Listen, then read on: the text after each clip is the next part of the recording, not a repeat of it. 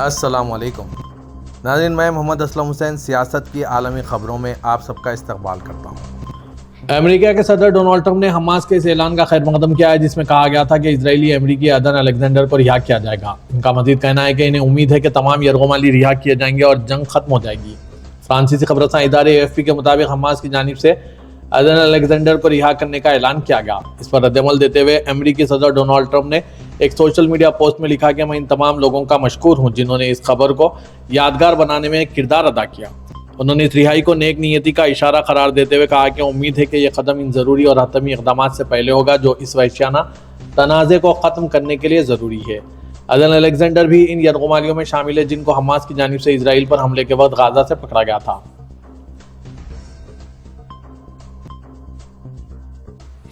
امریکہ اور چین نے کہا ہے کہ وہ ٹیرف کو کم کرنے پر متفق ہو گئے ہیں جس سے عالمی طور پر جنم لینے والی اقتصادی ہلچل میں کمی آنے کا امکان پیدا ہو گیا ہے۔ برطانوی خبر رساں ادارے ریوٹرز کے مطابق ٹیرف کے معاملے پر چین اور امریکہ کے حکام کے درمیان مذاکرات جنوا میں ہوئے، جس کے بعد امریکہ کے وزیر خزانہ اسکاٹ بیسنٹ نے صحافیوں کو بتایا کہ فریقین نے ٹیرف میں 90 دن کے وقفے پر اتفاق کیا ہے، جس کے بعد ٹیرف 100% سے کم ہو کر 10% پر آ جائیں گے۔ ان کے مطابق دونوں ممالک نے اپنے اپنے مفاد کو بہتر انداز میں پیش کیا۔ دونوں ایک متوازن تجارت میں دلچسپی رکھتے ہیں اور امریکہ اسی سمت میں آگے بڑھ رہا ہے۔ اس موقع پر اسکاٹ بیسنٹ کے ساتھ امریکہ کے نمائندے برائے تجارت جیمسن گریر موجود تھے۔ پاکستان کی انٹر سروسز پبلک ریلیشنز کے ڈائریکٹر جنرل نے ان افواہوں کو خارج کر دیا ہے کہ ایک ہندوستانی لیڈی پائلٹ پاکستان کی تحویل میں ہے۔ ایک پریس کانفرنس میں لیفٹیننٹ جنرل احمد شریف چودھری نے عوام سے کہا ہے کہ وہ غلط اطلاعات پر بھروسہ نہ کریں۔ انہوں نے کہا کہ ہمارے قبضے میں کوئی ہندوستانی پائلٹ نہیں ہے، یہ سب سوشل میڈیا کی بکواس ہے، یہ فیک نیوز اور پروپیگنڈے کے مختلف ذرائع کی کارستانی ہے۔ الجزیرہ نے حکومت پاکستان اور سیکورٹی ذرائع کے حوالے سے خبر دی تھی کہ 2 لڑاکا طیارے مار گرائے گئے اور ایک ہندوستانی پائلٹ کو پکڑ لیا گیا۔ سوشل میڈیا پر ویڈیوز میں واضح طور پر دیکھا گیا کہ کوٹلی میں پہاڑوں پر جا کر مقامی لوگ ہندوستانی پائلٹ کو ڈھونڈ رہے ہیں جسے ان کے بقول انہوں نے پیراشوٹ سے اترتے دیکھا تھا۔ اسلام آباد کے شہری زبیر نے یہ بات بتائی۔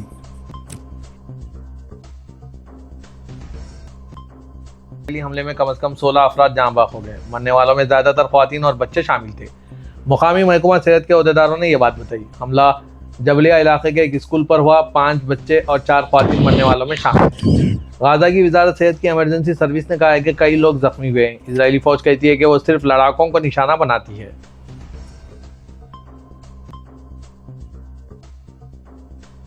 عمان میں امریکی صدر ڈونلڈ ٹرمپ کے رواں ہفتے مشرق وسطی دورے سے قبل امریکہ اور ایران کے درمیان نیوکلیئر پروگرام پر مذاکرات کے 4تھے دور کا اختتام ہو گیا اور اب اگلے دور کا اعلان کیا جائے گا۔ امریکی نیوز ایجنسی ایسوسی ایٹ پریس کے مطابق اگرچہ تہران اور واشنگٹن دونوں نے کہا ہے کہ وہ 2 دہائیوں سے جاری جوہری تنازع کو حل کرنے کے لیے سفارتکاری کو ترجیح دیتے ہیں، لیکن کئی ریڈ لائنز ان کے درمیان پر گہری تقسیم ہے۔ ایرانی وزارت خارجہ کے ترجمان اسماعیل باغئی نے کہا ہے کہ بالواسطہ بات چیت کا تازہ دور مشکل تھا لیکن ایک دوسرے کے موقف کو بہتر طور پر سمجھنے کے لیے مفید تھا۔ سوشل میڈیا پلیٹ فارم ایکس پر ایک پوسٹ میں انہوں نے مزید کہا کہ مذاکرات کے اگلے دور کے وقت اور مقام کا اعلان مسقط کی طرف سے کیا جائے گا۔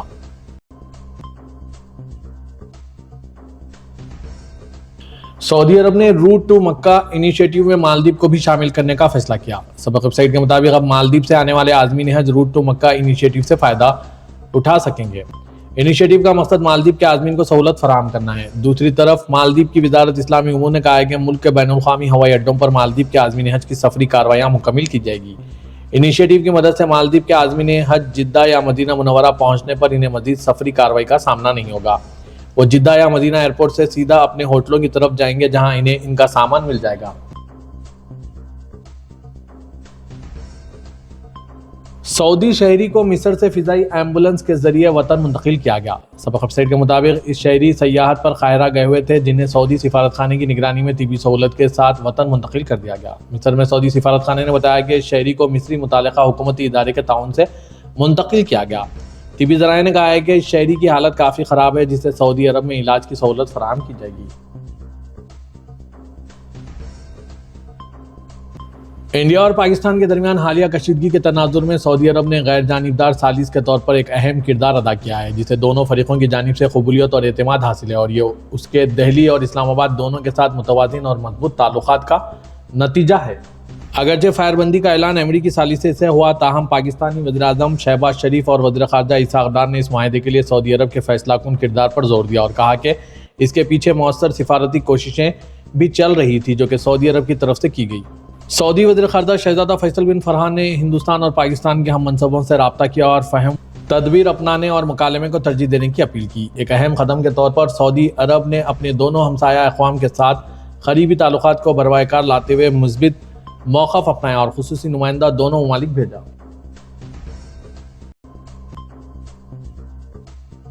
حماس نے کہا ہے کہ وہ جنگ بندی کو یقینی بنانے اور امداد کی ترسیل کے لیے سرحدی گزرگاہوں کو دوبارہ کھولنے کی کوششوں کے ایک حصے کے طور پر غزہ کی پٹی سے اسرائیل امریکی یرغمال ایڈن الیگزینڈر کو رہا کرے گا۔ حماس کے ایک سینئر عہدیدار اور گروپ کے مذاکراتی ٹیم کے سربراہ خلیل الحیہ نے ایک بیان میں کہا ہے کہ حماس حالیہ دنوں میں امریکی انتظامیہ کے ساتھ رابطے میں تھا اور اس نے ثالثی کی کوششوں کے لیے بہت مثبت رد عمل ظاہر کیا۔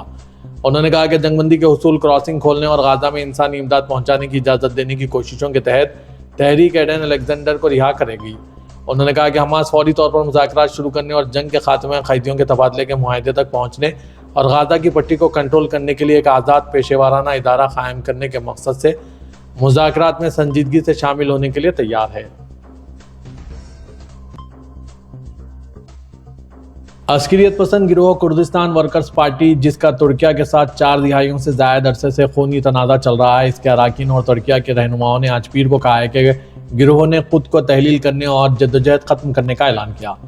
برطانوی خبررساں ادارے رویٹرز کے مطابق PKK کا فیصلہ نیٹو کے رکن ترکیہ کے سیاسی اور اقتصادی استحکام کو تقویت دے سکتا ہے اور ہمسایہ ممالک عراق اور شام، جہاں کرد افواج امریکہ کے اتحادی ہیں، اس میں کشیدگی کم کرنے کی راہ ہموار کر سکتا ہے۔ سن 1984 میں جب سے PKK نے اپنی شور شروع کی، اس تنازع میں 40,000 سے زیادہ افراد ہلاک ہو چکے ہیں، جبکہ اس سے ترکیہ کی معیشت پر بھی بوجھ پڑا ہے اور سماجی تناؤ میں بھی اضافہ ہوا ہے۔ ترکیہ اور اس کے مغربی اتحادیوں نے PKK کو دہشت گرد گروہ قرار دیا۔ فرات نیوز ایجنسی نے کہا ہے کہ PKK کی 12ویں کانگریس نے گروہ کے تنظیمی ڈھانچے کو تحلیل کرنے اور جدوجہد کو ختم کرنے کا فیصلہ کیا۔ اس اجلاس کا انعقاد گزشتہ ہفتے شمالی عراق میں ہوا تھا۔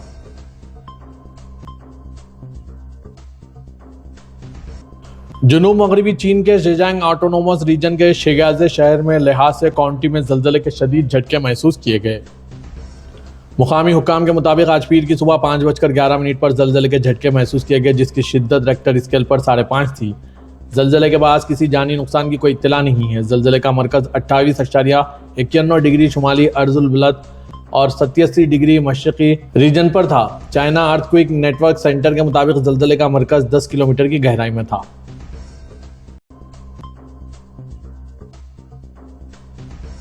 وزیراعظم نریندر مودی نے آج قوم سے خطاب کیا۔ وزیراعظم نے اپنے خطاب کا آغاز آپریشن سندور میں بہادری کا مظاہرہ کرنے والے فوجیوں کو سلام پیش کرتے ہوئے کیا۔ وزیراعظم ہندوستان مودی نے کہا کہ ہم نے دہشت گردوں کو مٹی میں ملانے کے لیے اپنی افواج کو کھلی چھوٹ دی۔ آج تمام دہشت گرد تنظیمیں جانتی ہیں کہ ہمارے ملک کی بیٹیوں سے سندور اتارنے کا کیا انجام ہوتا ہے۔ آپریشن سندور صرف ایک نام نہیں، یہ ملک کے کروڑوں عوام کے جذبات کا عکاس ہے۔ آپریشن سندور انصاف کا اٹوٹ عہد ہے۔ وزیراعظم نریندر مودی نے کہا کہ آپریشن سندور انصاف کا ایک اٹوٹ عہد ہے۔ 6 مئی کی رات پوری دنیا نے اس عہد کو نتیجے میں بدلتے دیکھا۔ ہندوستانی فوج نے پاکستان میں دہشت گردوں کے ٹھکانوں اور ان کے تربیتی مراکز پر حملہ کیا۔ دہشت گردوں نے خواب میں بھی نہیں سوچا تھا کہ ہندوستان اتنا بڑا فیصلہ لے سکتا ہے، لیکن جب ملک متحد ہوتا ہے تو مضبوط فیصلے کیے جاتے ہیں اور نتائج برآمد ہوتے ہیں۔ وزیراعظم نریندر مودی نے کہا کہ پاکستان بچنے کے راستے تلاش کرنے لگا۔ اس نے پوری دنیا سے فریاد کرنی شروع کر دی۔ بری طرح پٹنے کے بعد اس نے مجبوری میں 10 مئی کی دوپہر ہمارے DGMO سے رابطہ کیا۔ تب تک ہم دہشت گرد کے ان اڈوں کو تباہ کر چکے تھے۔ دہشت گردوں کو موت کے گھاٹ اتار دیا گیا تھا۔ پاکستان کے سینے میں قائم دہشت گردی کے اڈوں کو کھنڈرات میں تبدیل کر دیا گیا۔